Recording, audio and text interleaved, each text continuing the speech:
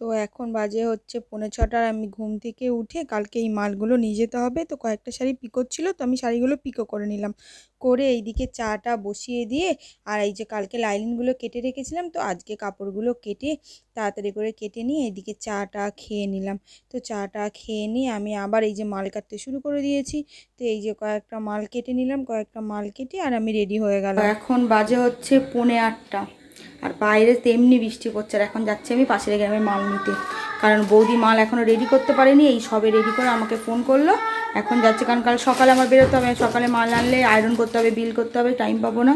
তাই জন্য আমি এখনই যাচ্ছি। এই যে মালগুলো করেছি, মালগুলো দিয়ে দেবো আর মাল নেবো। আর রেনকোটটা পরতে হবে, বাইরে বিশাল জোরে বৃষ্টি পড়ছে। মানে এত জোরে বৃষ্টি পড়ছে, কাল যদি আমার তাড়াটা না থাকতো আমি আজকে এখন বেরোতাম না। তো রাতের বেলা হয়ে গেছে, তো রাত হয়ে গেছে, চলুন ঘুরে আসি।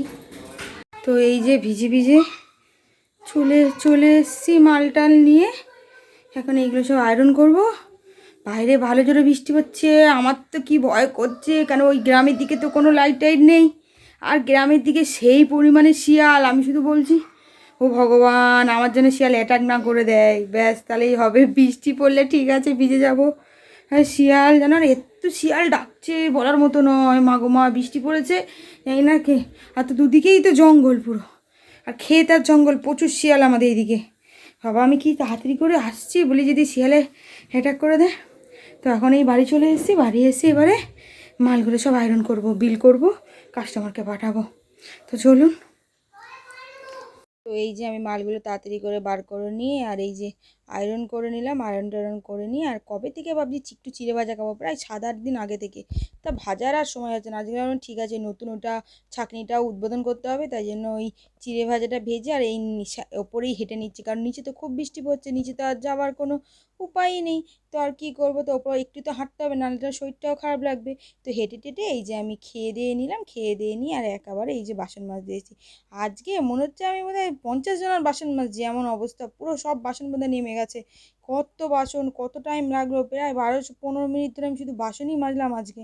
তো এই যে বাসন টাসন মেজে আর আমি এই যে 11টার সময় এই যে কাজে বসে গেছি। এই যে কয়েকটা অল্টারের কাজ ছিল, ওইগুলো করাই হচ্ছিল না, ভাবলাম তাহলে আগে অল্টারের কাজগুলো করে কালকে তো আগে যাবো, যে কালে দিয়ে দেবো। এই যে এই শাড়িটা মানে যে কাস্টমার দিয়েছে তার অন্য জায়গায় দিয়েছিল শাড়িটা পিকো করতে, সে কী করেছে ব্লাউজ পিস কেটে ফেলেছে। তো তারপরে আমি ওইটা আবার একটু ঠিক করে দিলাম, দিয়ে অল্টারগুলো আমার কমপ্লিট হয়ে গেছে। অল্টারগুলো কমপ্লিট করে এই যে আমি একটা চুড়িদারের প্যান্ট করতে বসেছি। তো এই প্যান্টটাই আজকে করেছি, আজকে আর অন্য কোনো কাজ করতে পারিনি, বাদ বাকি কয়েকটা কাজ ছিল সেইগুলো করলাম। তো সেইগুলো আর ভিডিও করা হয়নি। তো এই ভিডিওটা আজকে এখানেই শেষ করলাম। তো ভিডিওটা কেমন লাগলো জানাতে ভুলবেন না, ভালো লাগলে লাইক কমেন্ট শেয়ার করে আমার পাশে থাকবেন। ধন্যবাদ।